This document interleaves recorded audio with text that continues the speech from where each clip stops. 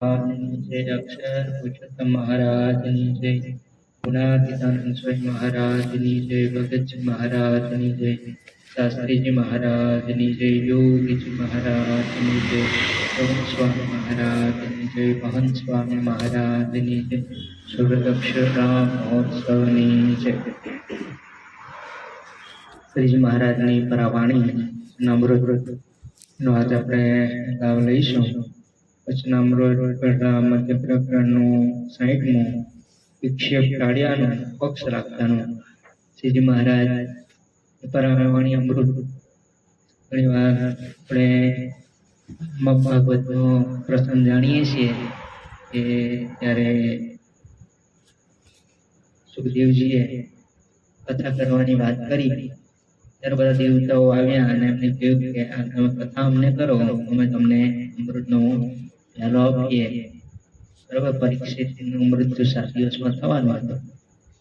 તો સુખદેવજીએ ભાગવતની કથા પરીક્ષિતને કરી અને 7 દિવસ પછી તક્ષકનાગ કાઢ્યો અને પરીક્ષિત ધામમાં ગયા। બરાબર, આ પ્રસંગ આપણે જાણીએ છીએ। તો જે ભગવાનની કથા વાર્તા સાંભળવી એ અતિ દુર્લભ લોકોને પણ છે। જો આપણને લાભ એ આપણને મળે છે એ આપણા સૌભાગ્યની વાત છે। તો શ્રીજી મહારાજની પરાવાણી એ વચનામૃત છે, જે શ્રીજી મહારાજને જાતે પોતે ઉચ્ચારેલી છે। એનો આજે આપણે આમ કરીએ અને મહારાજ આપણને શું સમજાવવા માંગે છે એના પર થોડો આપણે મનન અને વિચાર કરશું। સ્વામિનારાયણ હરે, સ્વામિનારાયણ હરે। વચનામૃત પહેલા પ્રકરણનું 60મું વિક્ષેપ ટાળ્યાનું પક્ષ રાખ્યાનું સ્વામિનારાયણ હરે। સંવંત 1881ના શ્રાવણ વદી ચતુર્થી દિવસ શ્રીજી મહારાજ સ્વામી શ્રી સહજાનંદજી મહારાજજી ગંડા મધ્યે દાદા કાશરના દરબારમાં આઠમણે દ્વારે ઓરડાની ઉગમણી ઓસરી ઢોલિયા ઉપર બિરાજમાન હતા અને સર્વે શ્વેત વસ્ત્ર ધારણ અને શ્વેત પાક મસ્તક ઉપર ધારણ કરી હતી અને શ્વેત પછેડી ઓઢી હતી અને શ્વેત કેસ પહેર્યો હતો અને પોતાના મુખારવિંદની આગળ પરમહંસ તથા દેશ દેશના હરિભક્તની સભા ભરાઈને બેઠી હતી।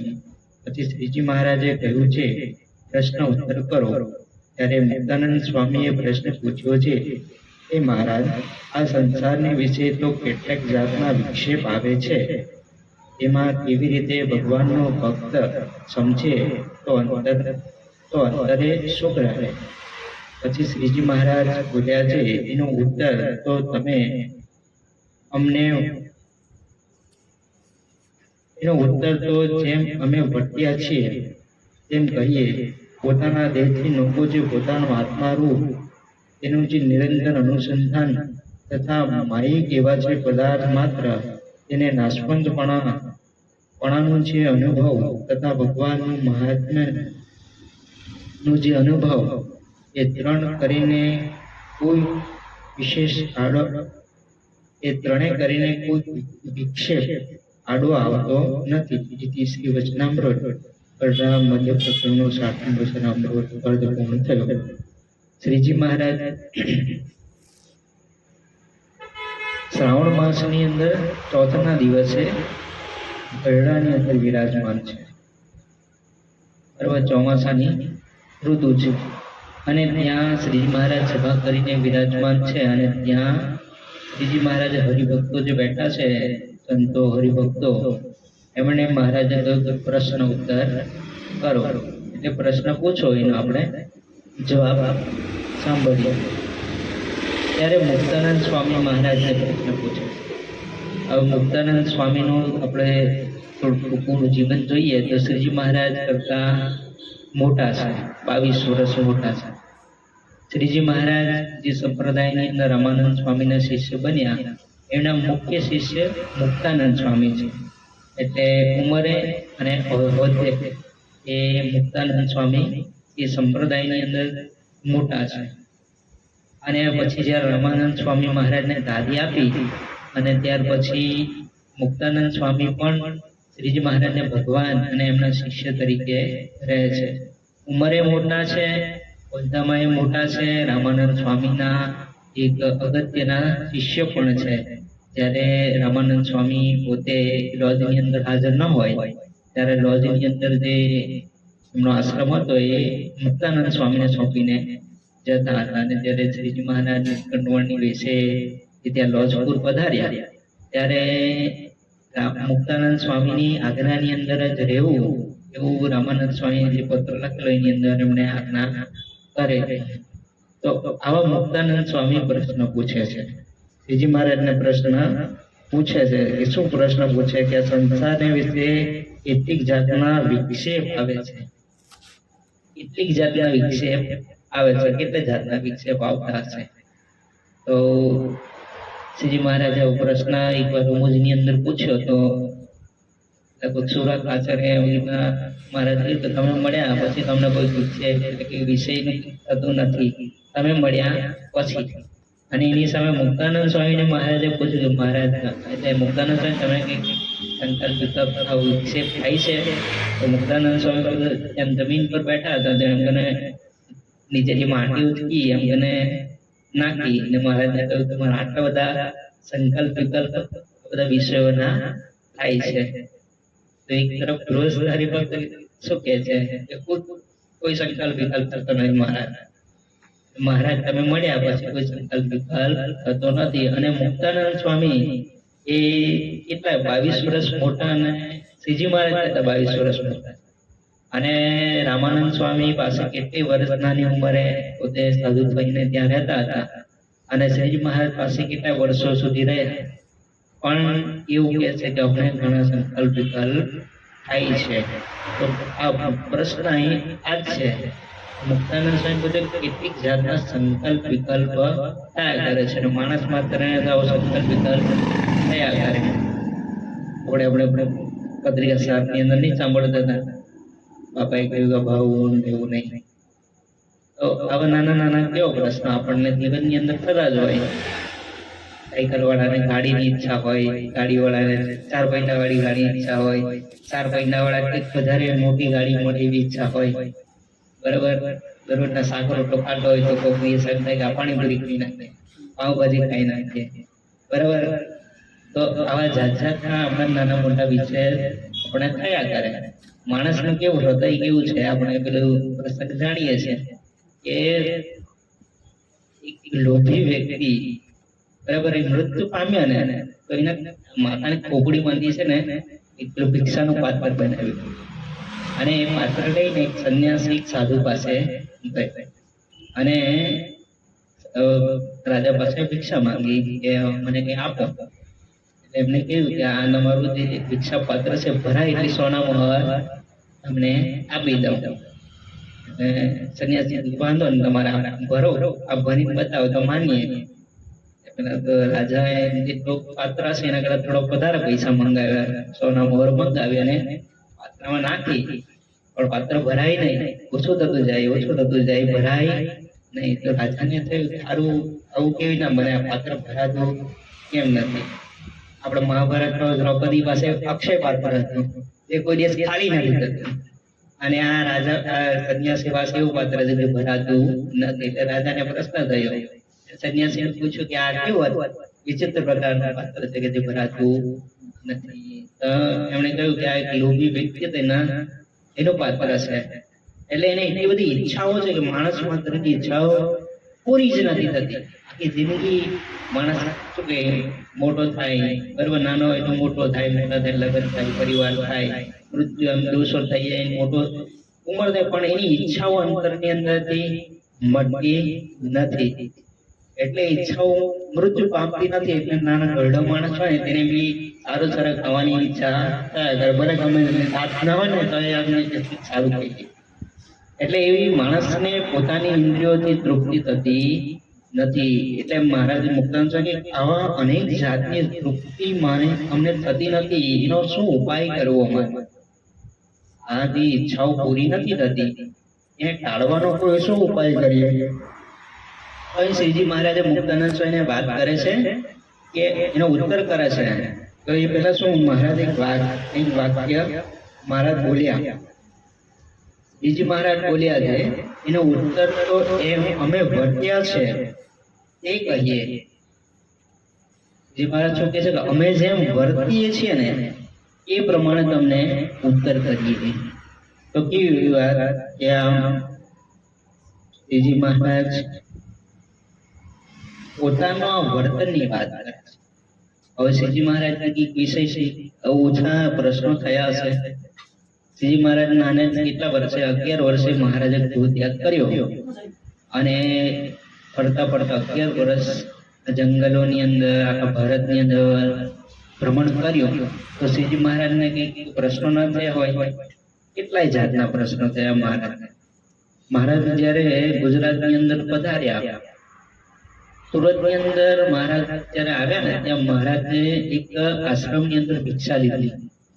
નહીં, ભિક્ષા નહીં, સુરત આશ્રમની અંદર પધાર્યા તો જે આશ્રમ હતો ત્યાં મહારાજ 3 વાર એટલે 3 દિવસ સુધી ભિક્ષા માંગવા ગયા આશ્રમની અંદર. ત્યાં સીધું આપતા હશે તો મહારાજને કોઈ સીધું આપે નહીં અને મહારાજે ત્યાંથી 3 દિવસ ઉપવાસ કર્યા. પછી મહારાજ જ્યારે એ લોસપુર તરફ જતા હતા, બરાબર, ત્યાં આશ્રમની અંદર મહારાજને એક ભિક્ષા આશ્રમની અંદર મળી હશે. તો એ જગ્યા લઈને શ્રીજી મહારાજ બેઠા નીલકંઠવણની, એટલે એક બીજા સંન્યાસી હશે એની જગ્યા હશે. એટલે આવીને કે મહારાજ તમે અહીંથી વધાવો, મારી જગ્યા છે. એટલે મહારાજ ત્યાંથી ઊભા થયા. બીજે જઈને પ્રસાદ લે એમ વિચાર કર્યો. ત્યાં બીજું કોઈ આવ્યું. હવે ના કેટલી વાર મહારાજે ખાલી એક સમયનું જમવાનું, એ જમવા માટે મહારાજ કેટલી વાર ઉઠાડવામાં મહારાજ આવ્યા. તો વિચાર કરો, આપણે એક જગ્યા જમવા ઊભા હોઈએ, બુફે સિસ્ટમ લગ્નમાં હોય ને આપણે આગળ જવાનું હોય તો આપણે કેટલું લાગે. સમયાની અંદર આવડાને પ્રશ્ન થઈ જાય. સમયાની અંદર આપણે જઈએ તો ત્યાં લાખો સંખ્યામાં માણસો આવતા હોય, સ્વયંસેવક ઊભા હોય કે ભાઈ આગળ જાઓ, આગળ જાઓ. તો આપણે ડીશ લઈને આગળ જતા જતા જતા છે ને પેલું થાળી ધોવાની જગ્યા આવે ને ત્યાં એ આવી જતી રહી, પણ આપણને આગળ મોકલતા. આપણે ત્યારે કેવું લાગે, સારું શાંતિ જમાય નથી દેતા. તો શ્રીજી મહારાજને આવો એવો જીવનની અંદર પ્રસંગ બન્યો. શ્રીજી મહારાજ 10 વર્ષની ઉંમરની અંદર શ્રીજી મહારાજ માતા અને પિતાને ગુમાવી દે છે. પેલા ભક્તિ માતા ધામમાં જાય છે, થોડો સમયમાં ધર્મદેવ ધામમાં જાય છે.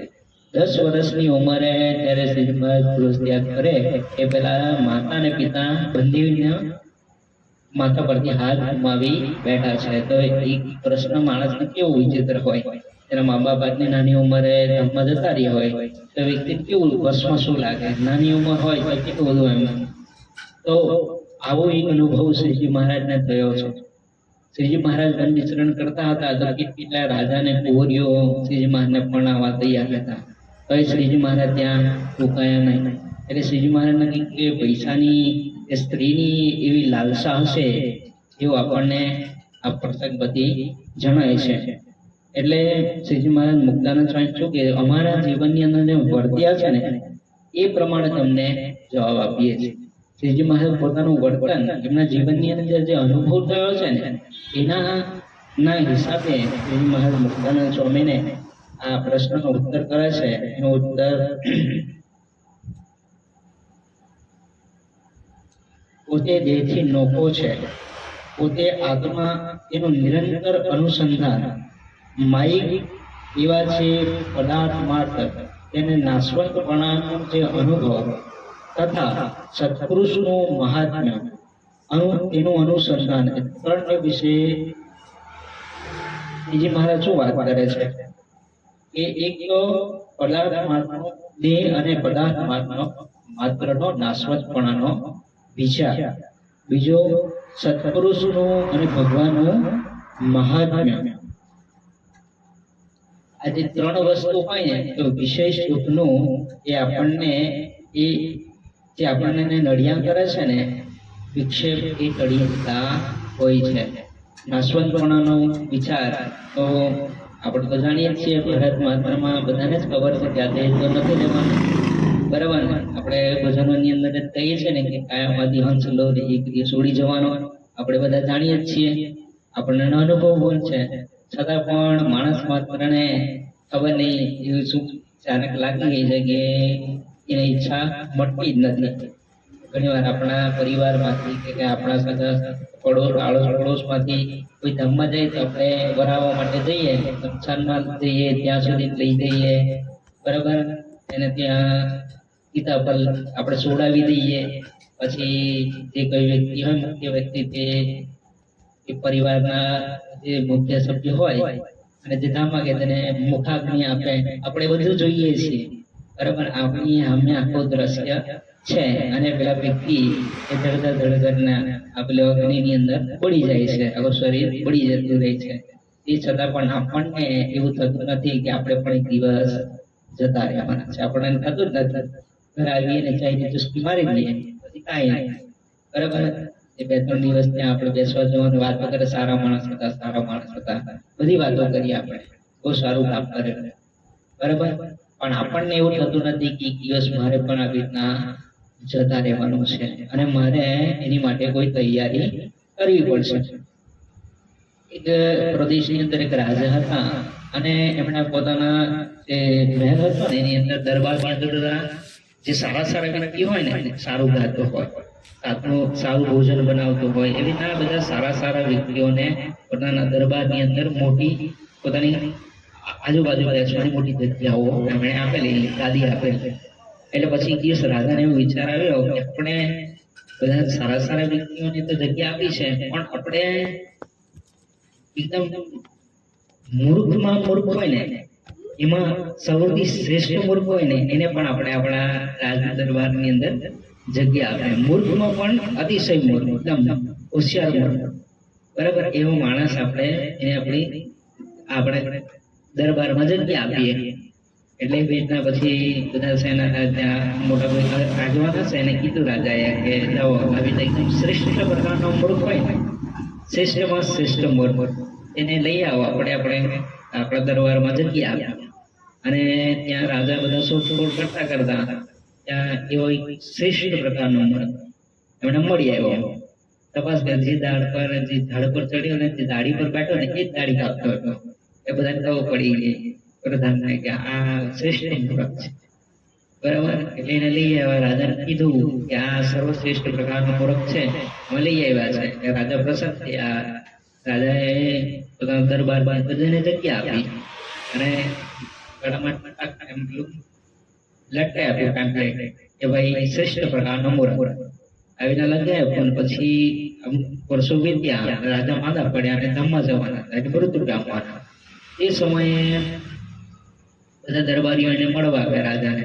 બધું ખબર પૂછે ને કેમ સારું છે ને શું આમ સારું થઈ જશે, બધા વાતો કરતા હોય કે તમે ચિંતા ન કરો, વિધુ દવા કરે છે તો તમને થોડા દિવસમાં સારું થઈ જાય, ચિંતા ન કરો.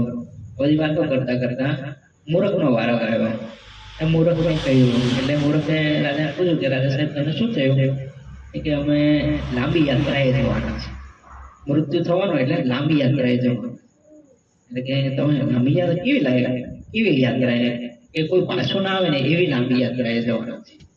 પછી મેં કે તમે શું તૈયારી કરી? આવો સવાલ મૂર્ખે કર્યો કે રાજાને થોડો વિચાર આવ્યો કે આ મૂર્ખ જ છે ને, એ લાંબી યાત્રાએ જવાના છે, તૈયારી શું કરી? એટલે રાજાએ કહ્યું કે અમે કોઈ તૈયારી ન કરી.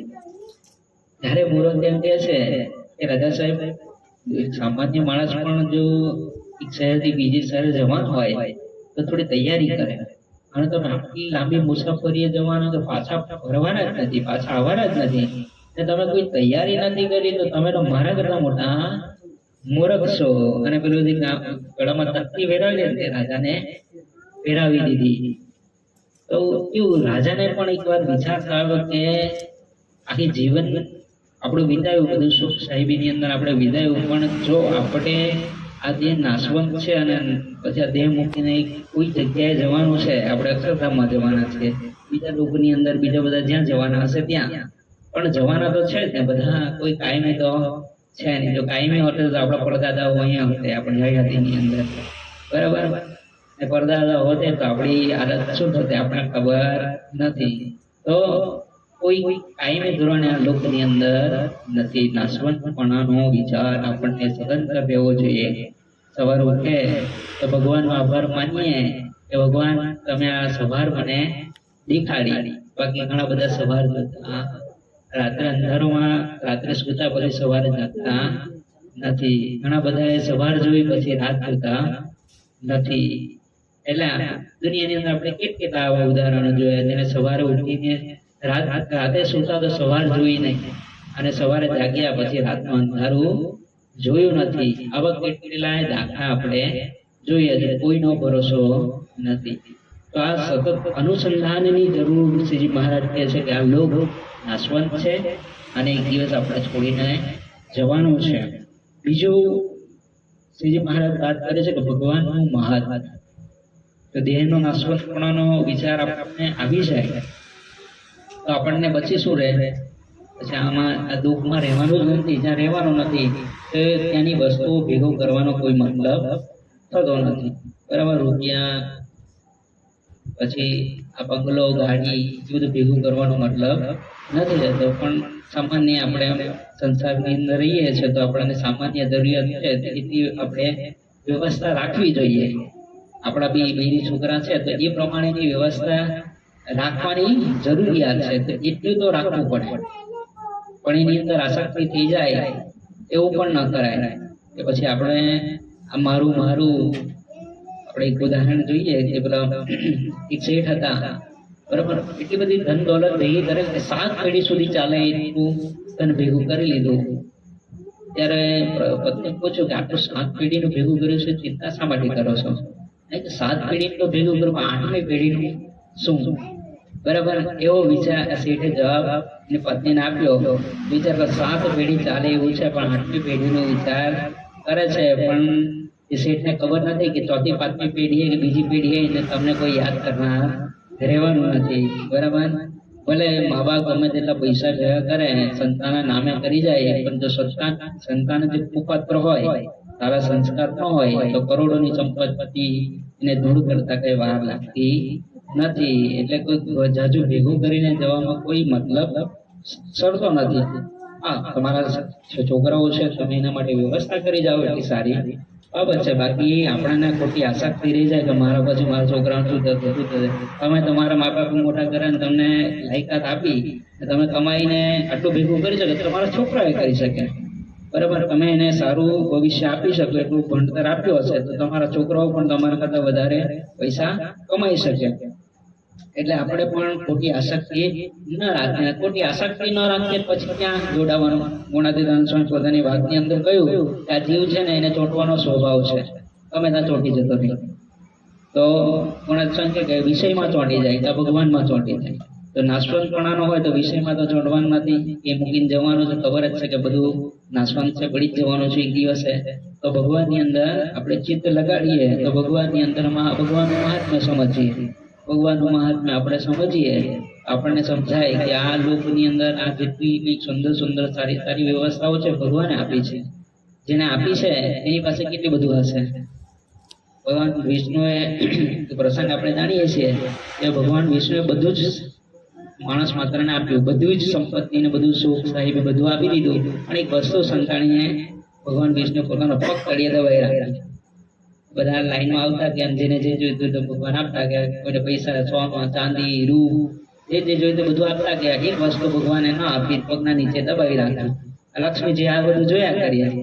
આ ભગવાન બધાને બધું આપે છે, એક વસ્તુ નથી આપતા, દબાઈ સંતાવી રાખ્યું. એટલે બધી લાઈન પૂરી થઈ ને એટલે પછી લક્ષ્મીજીએ ભગવાનને પૂછ્યું તો ભગવાન તમે બધું આપી દીધું? હા, બધું આપી દીધું. આ પગની નીચે સંતાડી રાખ્યું છે ને. પછી ભગવાન ત્યાંથી શું કાઢ્યું? શાંતિ. દુનિયામાં બધી જ વસ્તુ છે પણ શાંતિ ક્યાં છે? ભગવાનના અને આ સંતની પાસે. એટલે ભગવાન એ નથી આપતા. એટલે આપણે એમની પાસે રહીએ, એમનું મહાત્મ્ય સમજીએ તો જીવનની અંદર શાંતિ મળે છે.